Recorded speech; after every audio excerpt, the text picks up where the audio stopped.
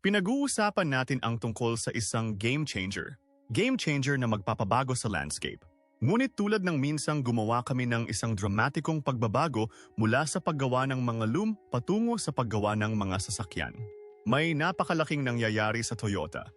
Isang pambihirang tagumpay na maaaring masira ang lahat ng nalalaman natin tungkol sa mga dekuryenteng sasakyan. Mayroon kaming napakagandang relasyon sa Toyota at isa silang makabuluhang shareholder sa Tesla. Ang mga patent ay inihahain. Ang mga prototype ay sinusuri sa ilalim ng kumpletong lihim. At sa gitna ng lahat ng ito, isang matapang na pahayag mula sa sariling CEO ng Toyota na maaring ito ang simula ng pagtatapos para sa buong industriya ng EV. Bakit parang confident siya? Alamin natin. O mga limitation ng tahimik na revolution. Unti-unting nagsimula ang mga bulungan. Isang bulungan sa mundo ng sasakyan. Pagkatapos ay lalong lumakas ang mga ugong na nagtatapos sa isang pahayag na napakatapang. Tila mapanggahas. Nagpadala ito ng mga shockwaves sa buong industriya. Ang CEO ng Toyota ay sumulong sa isang pag-angkin na ibinasura ng marami bilang imposible. Isang declaration na nangakong muling isusulat ang mga patakaran ng kalsada. Tatapusin ng aming bagong makina ang mga electric car. Isang nakamamanghang anunsyo. Hindi ba? Ito ang dahilan kung bakit bago tayo makarating sa nakasisindak na paghahayag na iyon, bago natin hatiin ang teknolohiya at ang mga implication ng mapangahas na pag-angkin na ito, kailangan muna nating maunawaan ang web ng mga salik na humantong sa sandaling ito. Kapag pinag-uusapan natin ang tungkol sa mga dekuryenteng sasakyan, madalas nating ipinagdiriwang ang mga ito bilang hinaharap. Malinis, verde, at walang katapusang progresibo. Ngunit sa ilalim ng makintab na panlabas at mga pag-angkin ng zero emission ay mayroong isang tahimik na revolution. Isa na tahimik na nagpapagatong sa electric dream. At sa kaibuturan ng revolusyong ito, ang mga elemento ng bihirang lupa ay ilan sa mga pinakamahalaga ngunit hindi pa napag-uusapang mga mapagkukunan sa ating panahon. Magsimula tayo sa magnet. Ang puso ng bawat high-performance na electric motor beats, salalamat sa mga permanenteng magnet na upusap pa sa mga elemento tulad ng neodymium, praseodymium, dysprosium, at terbium. Ay mga ito ay hindi mga pangalan ng sambahayan. Ngunit kung wala ang mga ipa ito, ang iyong Tesla ay hindi dadaos-dos sa freeway. Ang mga bihirang tambak na ito ng lupa ay lumilikha ng malalakas na magnetic field sa mga compact na espasyo. Antay na nagbibigay sa mga dekuryenteng motor ng kanilang kahanga-hangang torque at kahusayan. May mga alternatibo. Ngunit mas mabigat, hindi gaanong mahusay, at mas mahal ang mga ito para sa mass market adoption. Sa madaling salita, ang rare earth solution ay hindi lang maginhawa. Sa ngayon, ito ay mahalaga. Ngunit narito ang catch. Higit sa 85% ng pandaigdigang pagpoproseso ng rare earth ay kasalukuyang pinangangasiwaan ng isang bansa. Sina, hindi lang numero iyon. Ito ay isang madiskarteng chokehold. Hindi lamang pinangungunahan ng China ang mga operasyon ng pagmimina sa loob ng sarili nitong mga hangganan, ngunit kinokontrol din nito ang kritikal na kapasidad sa pagpino, kahit na para sa mga bihirang lupa na minahan sa ibang lugar. Ang Australia ay maaring magkaroon ng mga bato. Ang US ay di maaring maghukay ng ilang mga butas. Ngunit pagdating sa paggawa ng hilaw na ore sa isang bagay na magagamit, ang funnel na iyon ay lumiliit ng husto at hawak ng China ang spigot at ito ay nagiging mas komplikado. Ipinatupad ng Tsina ang mga quota sa pag-export, hinigpitan ang mga paghihigpit sa kapaligiran, at nagpahiwatig pa ng mga estratehikong pagpigil sa supply bilang tugon sa mga international na tensyon. Ang pandaigdigang industriya ng EV, sa kabila ng pasulong nitong mensahe, ay binuo sa maraming paraan sa geopolitical na buhangin. Ang pag-asa ay napakatindi na kahit na ang isang katamtamang pagkagambala mula man sa mga digmaang pangkalakalan, pagbabago ng patakaran sa kapaligiran, o pandaigdigang salungatan, ay maaaring dumaloy sa EV supply chain tulad ng isang lindol, at by katapos ay mayroong tag ng presyo. Ang mga rare earth market ay kilalang pabago-bago. Sa pagitan ng 2010 at 2011, ang mga presyo para sa neodymium at dysprosium ay tumaas ng higit sa 750% sa ilang mga kaso. pagkatapos na bawasan ng China ang mga quota sa pag-export. Ang sabay gumagawa ng sasakyan ay nabalisa. At ang mga pamahalaan ay nagsusumikap upang muling suriin ang kanilang mga supply chain. Nag-stabilize ang rare earth market mula nun, ngunit malayo ito sa predictable. Ang takot sa isa pang pagkabigla sa presyo ay patuloy na nakabitin sa itaas. Bagamat ang tunay na halaga ay hindi lamang nasusukat sa dolyar. Ang rare earth mining ay magulo. Ang pagkuha ay madalas na humahantong sa nakakalason na basura, contamination ng tubig, at maging ang mga radioactive na byproduct. Sa mga rehiyon tulad ng Inner Mongolia, ang buong landscape ay napinsala ng mga operasyon ng pagmimina, mga ilog o ay nalason. Ang mga bukirin ay nasira at ang buong komunidad ay lumikas. Mayroong isang madilim na kabalintunaan sa pagtawag sa mga dekuryenteng sasakyan na malinis, habang ang mga bahagi nito ay hinihila mula sa lupa sa mga paraan na sumisira sa mga ekosistema. At labor, iyon ay isang buong iba pang layer. Sa mga bahagi ng mundo kung saan nagaganap ang pagmimina, lalo na sa hindi gaanong kinokontrol na mga rehayum, may mga nakababahalang ulat ng hindi ligtas na mga kondisyon sa pagtatrabaho, mababang sahod, at mga mapagsamantalang gawi. Sa karera para magpakuryente, maraming mga mamimili ang walang kamalay-malay na sumusuporta sa mga kadena ng supply na kahit ano ay hindi ethical. Kaya ano ang alternatibo? Ang ilang mga bansa ay nakikipagkarera upang pag-iba-ibahin ang supply. Itinalaga ng US ang mga rare earth bilang mga critical na mineral at namumuhunan sa mga bagong proyekto sa pagmimina at pagproseso sa mga lugar tulad ng California at Australia. Mayroong lumalagong interest sa deep sea mining, kung saan nakakalat ang mga rare earth deposits sa sahig ng karagatan. Ngunit ang mga option na ito ay hindi lamang mahal. Ang mga mga taon, posibleng mga dekada, ang layo mula sa pagiging scalable, at bawat isa ay may sarili nitong hanay ng mga alalahanin sa kapaligiran at ethical. Mayroon ding ideya ng pag-recycle ng mga bihirang lupa mula sa mga lumang electronics, motor, at baterya. Nangangako ito. Ito ay berde. Ngunit ngayon, kinakalkal na lamang nito ang mga kailangan para matugunan ang exponential demand. Ang mga rate ng pag-recycle ay nananatiling mababa at ang infrastruktura upang suportahan ang malakihang pagbawi ay hindi pa rin maunlad. At iyon ay nagtataas ng isang mas malaking tanong. Isa na bihira nating itanong. Sustainable ba talaga ito? Anong salaysay sa paligid ng mga EV ay madalas na ipinakita bilang isang simpleng paglipat mula sa gasolina patungo sa kuryente, mula sa polusyon hanggang sa kadalisayan. Ngunit ang binary na pag-iisip na iyon ay tinatanaw ang malawak at makalat na makinang pang-industriya na umuugong sa likod ng mga eksena. Binabawasan ng mga dekuryenteng sasakyan ang mga emisyon ng tailpipe. Ngunit ang paglalakbay mula sa minahan hanggang sa motor, mula sa mineral hanggang sa paggalaw, ay nagpapakita ng mas komplikadong environmental ledger na nagdadala sa amin sa Toyota. Sa loob ng mga dekada, ibang landas ang tinahak ng kumpanyang ito na pinagkampiyon ang mga hybrid na sasakyan sa halip na sumabak muna sa buong karera ng EV. Minsan tinawag ito ng mga kritiko na maingat. Ngayon mukhang foresight. Ayng matagal ng diskarte ng Toyota ay maaring nahubog ng maagang pagkilala sa mga hamong ito. Ano mga bottleneck ang mapagkukunan?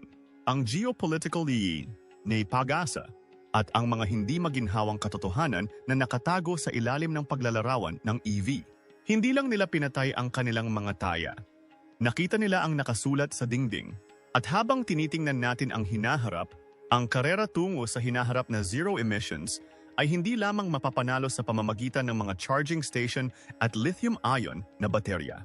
Mangangailangan ito ng inobasyon na lumulutas sa mga pangunahing problema, hindi lamang nagpapalipat-lipat sa kanila. Dahil kung maghuhukay tayo ng kaunti pa, makikita na ang electric revolution na nakatayo ngayon ay nakasalalay sa hindi matatag na lupa. At iyan ang maghahatid sa atin sa susunod na problema. Ibang uri ng timbang na literal na pumipigil sa mga EV. Pag-usapan natin ang tungkol sa baterya, ang bigat ng baterya. Ang mga pinaka-advanced na lithium-ion na baterya ngayon ay nag-aalok ng density ng enerhiya na humigit kumulang 250 hanggang 3,000 watts bawat kilo. Iyan ay maaaring maging kahanga-hanga hanggang sa ihambing mo ito sa traditional na gasolina na may higit sa 12,000 watts bawat kilo. Kahit na ang accounting para sa inefficiencies ng panloob na combustion engine, ang pagkakaiba ay nananatiling pagsuray. Kakailanganin mo ng ilang daang kilo ng mga baterya upang tumugma sa output ng enerhiya ng isang tangke ng gas. Hindi lang yan technical na detalye. Ito ay isang pangunahing hadlang sa kalsada. Ang pagtaas ng density ng enerhiya ng baterya ay hindi lamang tungkol sa kaginhawahan. Ito ay tungkol sa pisika, kimika at kompromiso. Ang pagtulak para sa mas mataas na pag-iimbak ng enerhiya ay kadalasang nagmumula sa kapinsalaan ng kaligtasan, kahabaan ng buhay at gastos. Ang mas maraming mga chemical na siksik sa enerhiya ay karaniwang mas pabago-bago, madaling mag-overheat o kahit na masunog sa ilalim ng mga maling kondisyon. And habang ang mga pang-eksperimentong tagumpay ay nagiging mga headline, ang commercial na scalability ay nananatiling isang matarik na burol upang akyatin. Sa madaling salita, sinusubukan naming maglagay ng mas maraming kapangyarihan sa parehong maliit na espasyo at kami ay tumatakbo laban sa mga limitation ng kung ano ang pisikal na posible, hindi bababasa na ngayon. Ngunit kahit natanggapin natin ang mga limitasyong ito, isang mas malaking hadlang ang darating sa abot tanaw, infrastruktura, upang palitan ang isang pandaigdigang fleet ng mga internal combustion na sasakyan ng mga dekuryente. Kakailanganin namin ng network ng pag-charge ng hindi pa nagagawang sukat.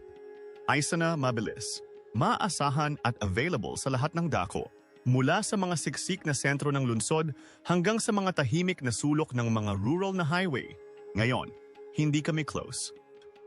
Ayon sa IEA, ang mga pampublikong istasyon ng mabilis na pagsingil ay bumubuo lamang ng isang bahagi ng lahat ng mga singil sa EV sa buong mundo. At karamihan ay nakakluster sila sa mga pangunahing lungsod at rehiyong may mataas na kita. Para sa mga naninirahan sa lungsod na may mga garahe o access sa nakalaang paradahan, maaaring maginhawa ang pagsingil sa bahay. Ngunit ano ang tungkol sa mga residente ng apartment? Mga pamilya sa bukid? Delivery fleets sa malalayong rehayon? Ang paghahati sa infrastruktura ay nakakagambala sa katarungan, kaginhawahan at pagiging maaasahan. Ang pagtatayo ng ganong uri ng infrastruktura ay nangangailangan ng bilyon-bilyong pamumuhunan, pinag-ugnay na patakaran ng gobyerno at mga taon, kung hindi man mga dekada, ng pag-unlad. Kahit na noon, maaaring hindi ito tumugma sa tuloy-tuloy na karanasan sa pag-refuel na inaalok ngayon ng gasolina. Katapos ay mayroong isang bagay ng oras. Kahit na ang pinaka-advanced na mga fast charger ay tumatagal ng humigit kumulang 20 hanggang 40 na minuto upang makapaghatid ng makabuluhang singil sa isang EV. Malayong-malayo iyon sa 3 hanggang 5 minuto para mapuno ang tangke ng gas. Para sa mga malalayong biyahero o mga pamilya sa kalsada, ang dagdag na oras na iyon ay nagdaragdag.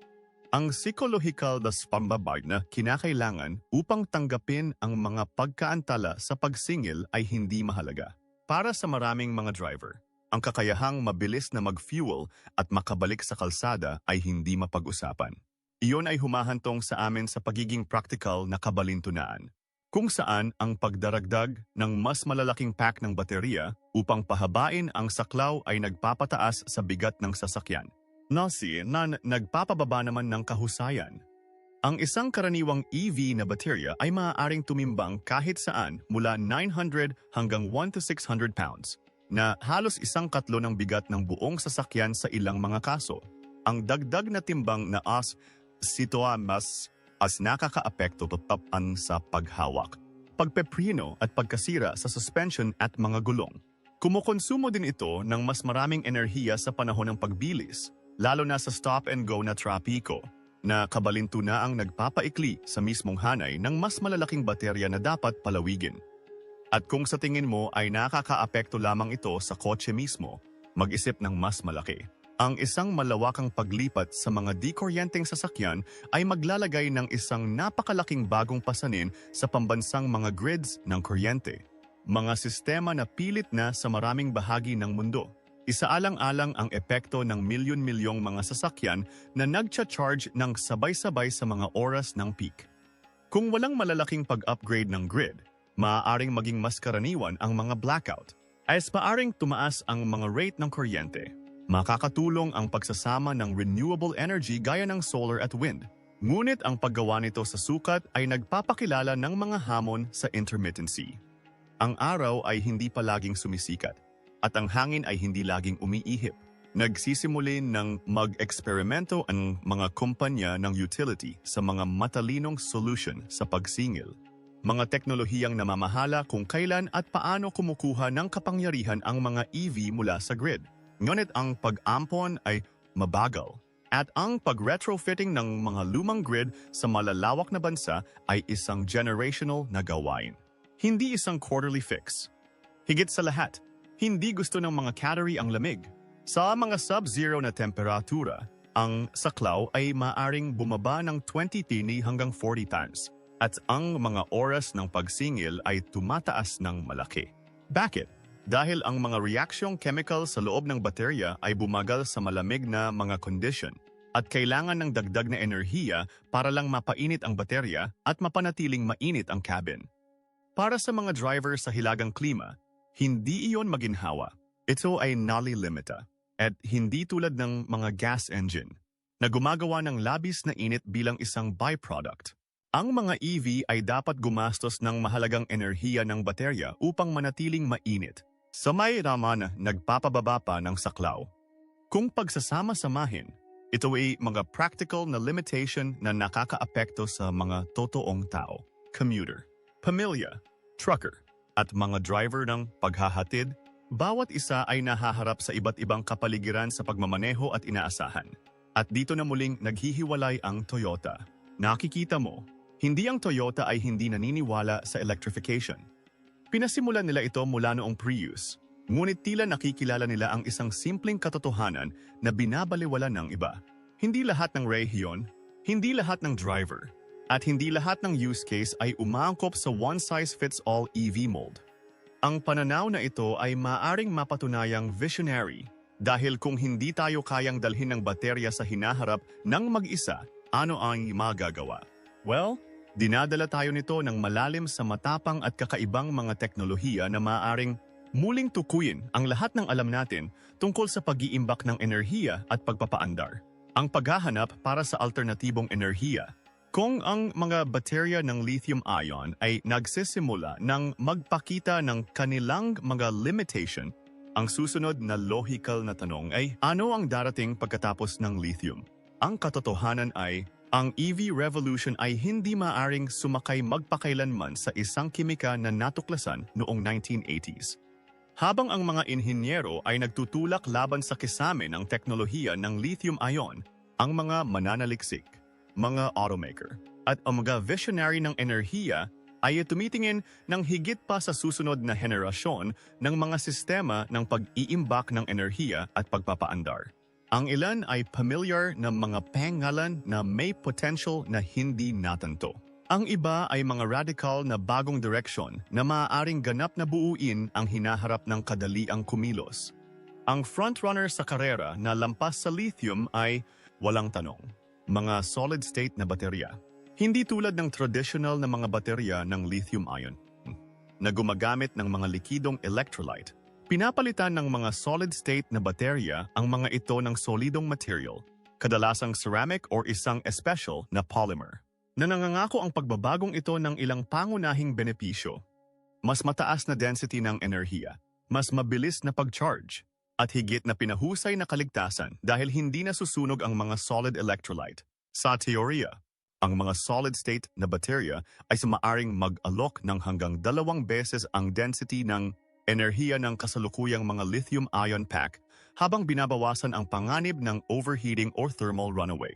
Sinusuportahan din nila ang mas mabilis na transportation ng ion na maaring paganahin ang ultra-fast charging minuto sa halip na mga oras.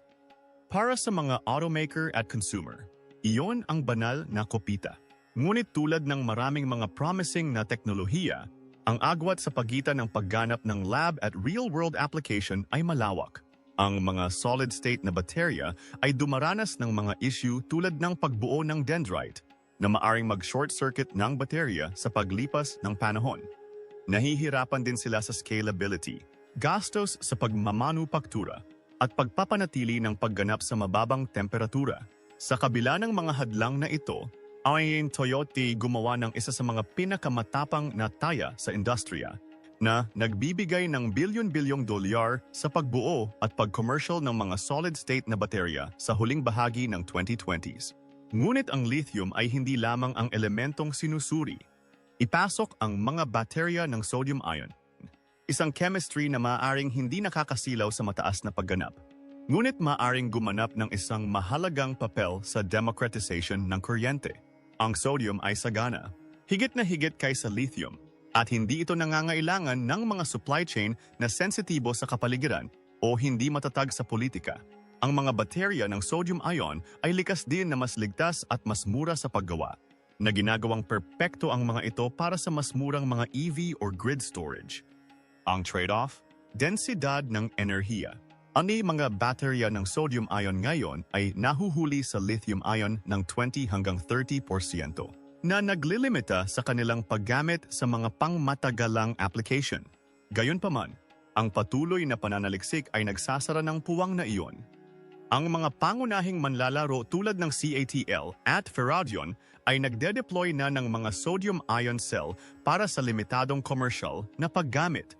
At habang tumatanda ang teknolohiya, maaari itong magsilbing sustainable backbone para sa abot kayang transportasyon sa mga umuunlad na bansa o mga sasakyang mababa ang mileage. Pagkarapos ay nariyan ang mga dark horse, ang mga radical na concept o ni kung mabibiyak. Ay maaaring matanggal ang lahat ng sa tingin natin ay alam natin tungkol sa saklaw at paglalagay ng gasolina. Ang mga metal air na baterya ay nasa kategoryang iyon. Ang mga bateryang kabilang ang aluminum air, zinc air, at lithium air, ay gumagana sa pamamagitan ng pag-oxidize ng metal na may oxygen mula sa hangin upang makagawa ng kuryente. Ang mekanismong ito ay nagbibigay sa kanila ng kahanga-hangang theoretical na densidad ng enerhiya, ang ilang potensyal na karibal sa gasolina. Halimbawa, ang mga bateryang aluminum air ay maaring, sa teorya, magpaandar ng kotse ng higit sa 1,000 milya sa isang single. Ngunit narito ang catch. Hindi sila madaling ma-recharge. Sa katunayan, ang karamihan sa mga metal air na baterya ay semi-primary. Ibig sabihin ang metal anode ay dapat na pisikal na palitan o i-recycle pagkatapos maubos. Nahaharap din sila sa mga hamon sa katatagan ng electrode, interference sa halumigmig, at maikling habang buhay. Gayunpaman, ang mga tagumpay sa larangang ito ay maaaring magbukas ng hinaharap ng mga ultra-long range na dikuryenteng sasakyan, lalo na para sa kargamento o abyasyon, kung saan ang bigat at densidad ng enerhiya ay pinakamahalaga. Samantala, isang alternatibong teknolohiya ang nakarating na sa mga kalsada, ang mga hydrogen fuel cell.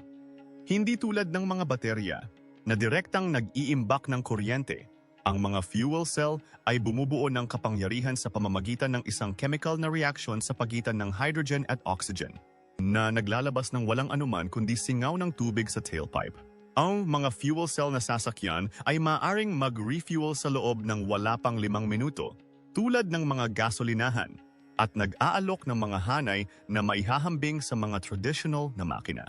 Parang perpekto? Hindi lubos. Ang pinakamalaking hamon ay nasa gasolina mismo. Ang hydrogen ay kilala na mahirap gawin ng malinis.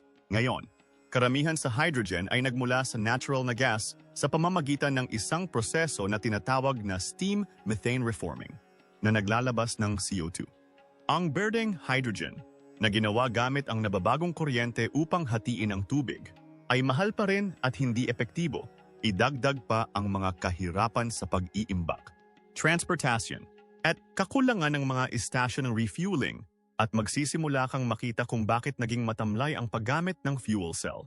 Gayunpaman, tulad ng nabanggit ko kanina, ang Toyota ay namuhunan ng higit sa 2 dekada sa hydrogen, na gumagawa ng Mirai, isa sa ilang mga commercial na magagamit na fuel cell na sasakyan. Ito ay isang medyo pilosopiko na hakbang, dahil ang Toyota ay naniniwala sa isang multi-pathway na hinaharap. At ang hydrogen ay nananatiling isang mahalagang piraso ng puzzle na iyon. O hindi bababasa, ito ay hanggang ngayon. Dahil ang paghahanap ay hindi titigil doon. Ang isang mas nakakaintriga na pag-asa ay nasa ammonia, isang compound na nagawa sa nitrogen at hydrogen na maaaring magsilbi bilang isang carbon-free na gasolina. Hindi tulad ng hydrogen, ang ammonia ay mas madaling iimbak at dalhin. At meron na itong pandaigdigang infrastruktura ng supply chain. Salamat sa paggamit nito sa paggawa ng pataba. Maaari itong magamit alinman sa panloob na combustion engine o sa espesyal na idinisenyong mga fuel cell. Ngunit muli, mayroong isang catch. Ang ammonia ay nakakalason at kinakaing unti-unti.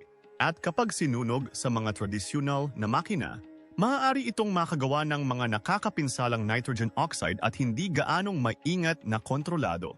Ang mga mananaliksik ay nagtatrabaho sa mga mas malinis na paraan ng pagkasunog at mga susunod na gen na fuel cell na direktang nagko-convert ng ammonia sa kuryente ng walang pagkasunog. Kung malalampasan ang mga hadlang na iyon, ang ammonia ay maaring maging isang malinis, mataas na enerhiya na densidad na gasolina na nagpapagana sa malayuang transportation na may kaunting carbon footprint. And opposite po ay mayroong mga sintetikong panggatong o e-fuels, mga likidong hydrocarbon na ginawa sa pamamagitan ng pagsasama-sama ng berdeng hydrogen na may nakuhang carbon dioxide. Napakalaki ng appeal dito. Maaring gamitin ang mga e-fuel sa mga umiiral ng makina na may umiiral ng infrastruktura na nag-aalok ng landas sa decarbonization ng hindi nangangailangan ng isang ganap na bagong sasakyang fleet. Nagsimula na ang Porsche, Audi at iba pang mga automaker na mag-eksperimento sa mga pilot plant upang makagawa ng mga synthetic fuel. Kahit na sa mataas na halaga, ang proseso ay enerhiya-intensive at kasalukuyang hindi matipid. Ngunit habang ang renewable na kuryente ay nagiging mas mura at mas masagana, ang e-fuels ay maaring maging isang viable na teknolohiya ng tulay, lalo na para sa mga industriya tulad ng aviation at shipping, kung saan ang electrification ay mahirap. Kaya saan ito umalis sa Toyota? Squarely sa gitna ng bagyo. Ang kanilang pagtanggi na maging all-in sa mga EV ay hindi tungkol sa paglaban sa pagbabago. Ito ay tungkol sa pagkilala sa pagiging komplikado. Sa halip na magsusugal sa iisang teknolohiya, ang Toyota ay bumuo ng isang portfolio na sumasaklaw sa mga hybrid, plug-in hybrids, hydrogen fuel cell, synthetic fuel at ngayon ay solid-state na mga baterya. Ang kanilang diskarte ay nagsasabi ng isang bagay na malinaw, ang hinaharap ng malinis na transportation ay hindi magiging monolithic dahil ang iba't ibang mga rehiyon ay may iba't ibang mga pangangailangan. Dahil ang iba't ibang mga sasakyan ay may iba't ibang mga tungkulin at dahil walang solong solution, kahit na ang pinakamahusay na EV ay makakatugon sa bawat pangangailangan sa sarili nitong ang mga diverging na kalsada. Pag-isipan ito. Ang ilang mga pamahalan ay nag-uutos ng isang all-electric na hinaharap. Ang iba ay tumatahak sa mas mabagal, mas sari-saring landas. Ang European Union, halimbawa, ay nagmungkahi ng de facto na pagbabawal sa mga bagong internal combustion engine na sasakyan pagsapit ng 2035, kung saan ang mga bansang tulad ng Norway at Netherlands ay nagtatarget ng mas maagang mga deadline. Sa mga bansang tulad ng Sweden at Germany, ang mga dekuryenteng sasakyan na may baterya ay bumubuo ng malaking bahagi ng mga bagong benta ng sasakyan. Ang mga automaker tulad ng Volkswagen, Renault at Mercedes-Benz ay tumugon sa pamamagitan ng pag-align ng kanilang mga roadmap ng naaayon. Ang VW, halimbawa, ay nagpaplano na i-phase out ang mga benta ng IC sa Europe sa unang bahagi ng 2030s. Para sa mga brand na ito, ang klima sa politika at consumer ng Europe ay nag-iiwan ng maliit na puwang para sa pag-hedging ng EV or bus nito. Gayunpaman, habang ang Europa ay nagtutulak ng husto sa electric accelerator, ang Estados Unidos ay pinipindot lamang ang preno. Ang magi-pedal the credit sa buwis at mga hakbangin sa antas ng estado, lalo na sa California, ay naghihikayat sa pagbebenta ng EV. Ngunit ang pag-ampon ay hindi pantay. Sa kanayunan at Middle American na mga rehiyon, ang mga EV ay nananatiling isang angkop na produkto na limitado sa pamamagitan ng pagsingil sa mga puwang sa infrastruktura at maging sa cultural na pag-alinlangan. Ito ang dahilan kung bakit namumuhunan ang mga automaker tulad ng Ford at GM sa mga EV. Ngunit pinipigilan pa rin ang kanilang mga taya gamit ang mga track at hybrid. Ang merkado ng US ay mas polarized at nangangahulugan ito ng higit na kakayahang umangkop sa ngayon. Pagkatapos ay merong China, isang merkado na kumikilos ng mas mabilis kaysa sa iba. Ngunit sa sarili nitong mga tuntunin, sinusuportahan ng malakas na patakaran ng gobyerno, mapagbigay na subsidyo at matinding kompetisyon sa loob ng bansa. Ang China ay naging pinakamalaking EV market sa mundo. Ang mga kumpanyang tulad ng BYD, NIO, at XPeng ay naninibago na nagtutulak ng mga bagong modelo sa pinakamabilis na bilis. Gayunpaman, kahit na ang China ay mukhang all-in sa electrification, ang diskarte nito ay pragmatic din. Hindi tuwirang ipinagbawal ng gobyerno ang mga sasakyan ng ICE. Sa halip, lumilikha ito ng mapagkumpetensyang ecosystem kung saan nanalo ang pinakamahusay na teknolohiya, maging electric, hybrid, hydrogen, o iba pa. Ang mabilis na paggalaw at suportado ng gobyerno na modelong ito ay nagbibigay sa mga Chinese automaker ng kakaibang kalamangan, lalo na sa mga umuusbong na merkado kung saan ang gastos ay mas malaking salik kaysa sa mga emisyon. At pagsasalita tungkol sa mga umuusbong na merkado, narito ang pinakamalaking variable sa buong equation. Sa mga rehiyon tulad ng India, Africa, at mga bahagi ng Southeast Asia, embryonic pa rin ang infrastruktura sa mga EV. Ang mga power grid ay marupok, ang mga istasyon ng pagsingil ay bihira, at ang pagiging abot-kaya ay isang pangunahing alalahanin. Dito, mas practical pa rin ang mga hybrid, biofuels, at mahusay na sasakyang ICE kaysa sa mga ganap na dekuryente. Dito nagsisimulang magkaroon ng kahulugan ang one-size-doesn't-fit-all na diskarte ng Toyota. Sa katunayan, bagamat ang kanilang mga sasakyan ay maaaring hindi palaging nagiging headline, tahimik nilang pinangungunahan ang mga benta sa iba't ibang rehiyon. Bagamat ngayon, tila ang mga automaker ay dapat gumawa ng isang pagpipilian. Doblehin ang pagpapakuryente o pag-iba-iba upang mabuhay. At nang ang paghahati ay hindi na tila mas matalas. Ang Toyota ay naglabas ng isang bagay na maaring ganap na magbago sa mga patakaran ang laro. Ang malinis na solusyon. Ayon sa mga ulat na lumalabas mula sa loob ng sariling panloob na bilog ng Toyota, isang bagay na hindi pangkaraniwang nangyayari. Isang bagay na maaaring muling isulat ang hinaharap ng transportation. Tila. Tinipon ni Koji Sato ang kanyang mga nangungunang inhinyero, executive, at senior developer para sa isang mataas na antas na pagpupulong sa punong tanggapan ng kumpanya. And ayon sa mga naroon na mapagkukunan, unang sinabi ng CEO ng Toyota, ang aming bagong makina ay magwawakas sa mga dekuryenteng sasakyan. Pagkatapos ay itinuro niya ang mga lalaking nakatayo sa likuran niya at nagpatuloy, medyo matagal na akong nakakasama ang mga pambihirang lalaking ito sa nakalipas na 2 taon o higit pa, ngunit hindi kami eksaktong nagpa-party. Gumagawa kami ng prototype na nakikita mo ngayon sa platform na ito. Ito, aking mga kaibigan, ito ang kinabukasan mismo. Pagkatapos ay isiniwalat niya kung ano ang tinatawag ng ilan na pinakaradikal na pag-unlad ng enerhiya mula noong mismong internal combustion engine. Isang makina na gumagamit ng tubig bilang pinagmumulan ng gasolina. Kaya paano ito gumagana?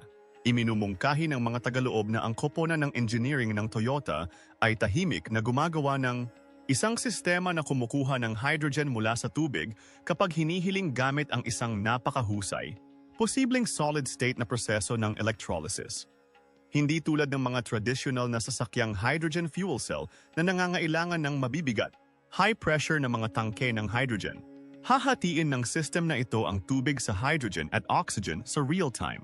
Ibig sabihin, walang panlabas na refueling aryang kailangan. Isang regular na supply ng tubig. Ang ilan ay nagmumungkahi na ang plasma ignition o mga advanced na nanocatalyst na materyales ay ginagamit upang simulan at mapanatili ang reaksyon sa isang bahagi ng enerhiya na kinakailangan dati. Ang pambihirang tagumpay ay maaari ring may kinalaman sa mga bagong ceramic o graphene-based na lamad das gabdipagnas. kapansin-pansing nagpapataas ng kahusayan ng hydrogen extraction ng walang mataas na temperatura o mahahalagang metal. Tinatanggal ng discarding ito ang pangangailangan para sa mga baterya ng lithium-ion. Nilalampasan ang mga geopolitical na bottleneck ng mga bihirang material sa lupa at ginagawang hindi na ginagamit ang traditional na infrastruktura ng hydrogen. Ito ay portable, malinis, at nasusukat na madaling isalin sa wala ng kuryente o halos anumang iba pang uri ng mga kotse sa hinaharap. Sa huli, maging tapat. Hindi ka ba magdadrive ng kotse na walang kailangan kundi tubig? Ipaalam sa amin sa mga komento.